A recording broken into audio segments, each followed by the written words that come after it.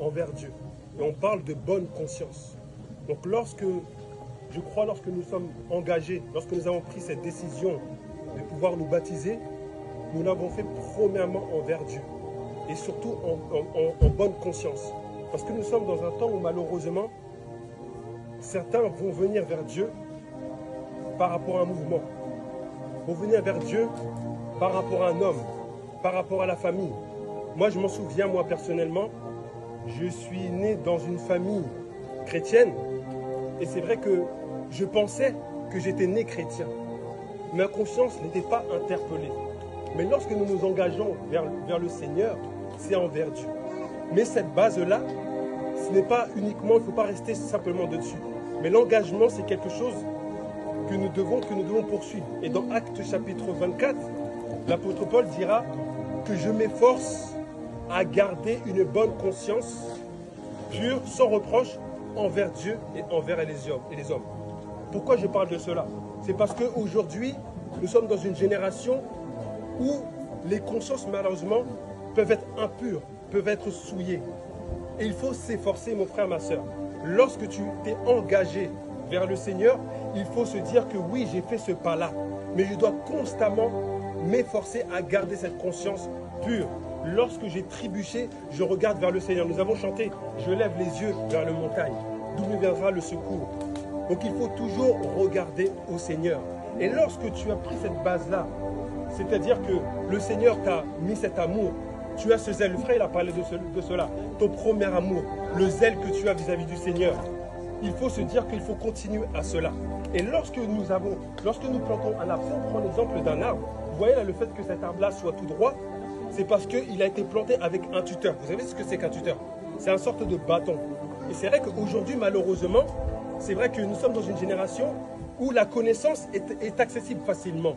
Mais le Seigneur, le fait de garder cet engagement et que cet engagement soit pur, le Seigneur se pourvoit à lui-même, mais aussi le Seigneur sert de l'Église, des frères et des sœurs.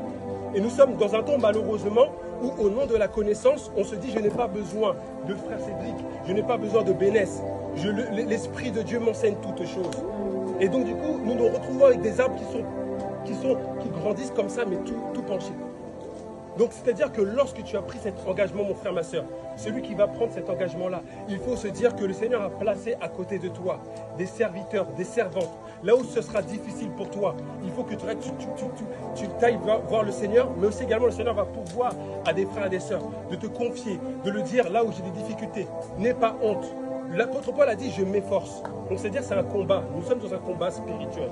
Jésus-Christ lui-même, après lorsqu'il a été baptisé dans Matthieu 4 ou dans Luc 4, qu'est-ce qui s'est passé? Il a été aussi bien persécuté par Satan, le diable. Donc mes frères et mes sœurs, vraiment prenons cet engagement de bonne conscience. Prenons conscience de cela. Que notre conscience ne soit pas souillée par le monde, par notre propre chair. Nous devons véritablement nous efforcer à garder une conscience pure. Et non pas simplement devant Dieu, parce qu'on pourra se dire des fois, « Ah, je suis avec le Seigneur, je suis là dans mon coin. » Non, et aussi devant les hommes. Et la conscience pure, elle se voit. Ce sont des fruits. Donc, malheureusement, des fois, certaines personnes disent, oui, j'ai une communion avec le Seigneur, mais quel est le fruit? Quels sont les fruits? Donc vraiment, posons-nous la question, les bien-aimés, que notre engagement soit un engagement de bonne conscience. Lorsque je me suis baptisé, pourquoi je me suis baptisé? Posons-nous vraiment la question. Et lorsque nous nous posons la question, là où nous avons des difficultés, nous regardons vers le Seigneur. Et le Seigneur va nous relever. Parce que David était un homme selon le cœur de Dieu, non pas parce qu'il a trébuché, mais il a trébuché et il s'est relevé. Donc sois encouragé, mon frère, ma soeur. Là où tu es tombé, tu te relèves tout de suite. Et là où tu as des difficultés, le Seigneur va te placer des frères et sœurs pour t'aider à te recourber et que tu pousses bien droit. Comme ça, tu seras un fruit de bénédiction pour tes frères et sœurs. Amen. Que Dieu vous bénisse.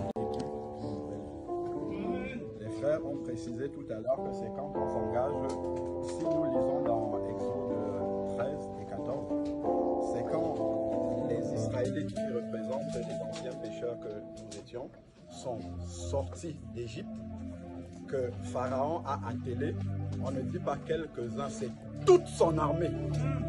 C'est toute son armée, plus lui-même, le chef. Pharaon, c'est l'image du diable. L'armée, c'est l'image des démons et ils sont tous venus. s'engage là, s'engage en même temps dans un combat. Mais il ne s'engage pas sans armes. Amen. Celui qui plonge dans l'eau n'est rien.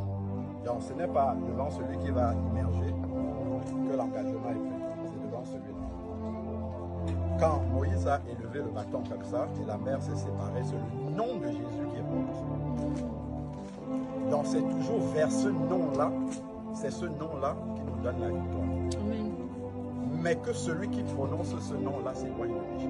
Amen. Parce que c'est là qu'il y aura un problème. En prononçant ce nom-là, il faut s'éloigner du péché, bien sûr. Tout ne devient pas parfait le premier jour. C'est une marche avec le Seigneur. Mais ce que le Seigneur attend vraiment, c'est la sincérité du cœur. C'est un engagement sincère. Et le baptême, c'est vrai, parfois on mélange avec la nouvelle naissance. Donc, ce que je comprends, c'est que la nouvelle naissance, c'est quand l'Esprit de Dieu vient s'installer dans un cœur. Ça produit ce changement-là à l'intérieur de nous. L'Esprit de Dieu s'installe. Mais c'est quelque chose qui se fait de manière spirituelle. Et comme en avançant, parfois on oublie les choses qui se passent spirituellement, Dieu a mis une marque visible pour qu'on s'en souvienne. C'est ça. Ouais, c'est ça. Le baptême, ça se passe dans le monde physique pour que nous nous souvenions de ce qui s'est passé. L'engagement de bonne conscience vis-à-vis du De Seigneur. Dieu. La marche est longue. Le Seigneur dit dans sa parole, celui qui persévérera jusqu'à la fin sera sauvé. Que celui qui a des oreilles entend. Que celui qui a les oreilles pour entendre, entend. C'est bien l'engagement de départ. C'est important. C'est la fondation. Parce qu'il arrivera des combats dans la marche chrétienne. Et c'est le souvenir de cet engagement-là qui va nous ramener. C'est pour ça que le frère disait qu'il ne faut pas prendre cela à la légère. La marche d'un enfant de Dieu en général est l'image de la sincérité de son engagement. Généralement, c'est ça. Si on l'a fait à la légère, notre relation avec Dieu sera aussi légère. Si on a pris le temps, comme le frère disait, de creuser pour comprendre ce que nous sommes en train de faire, on ne va pas jouer avec le Seigneur. Et là, on pourra aller loin avec lui. Et c'est ça que le Seigneur veut. C'est que nous persévérions jusqu'à la fin. Le plus important, ça, c'est important parce que c'est la base. Mais le plus important, c'est d'entendre le son de la trompette. Amen. C'est ça qui est le plus important. Ne pas louper ça. C'est bien ça, mais le son de la trompette, c'est l'apothéose de tout ça. Donc ce n'est que Dieu. Et vraiment, le Seigneur relevait ses enfants qui sortent de là et qui sont sincères, l'armure. Le plus faible, quand on dit le plus faible, c'est en termes d'années de naissance en Christ. Le dernier chrétien qui sort de l'eau peut dire au diable, sort de chez moi, le diable sort. S'il croit fermement, s'il est sincère. Par contre, s'il n'est pas sincère, le diable va dire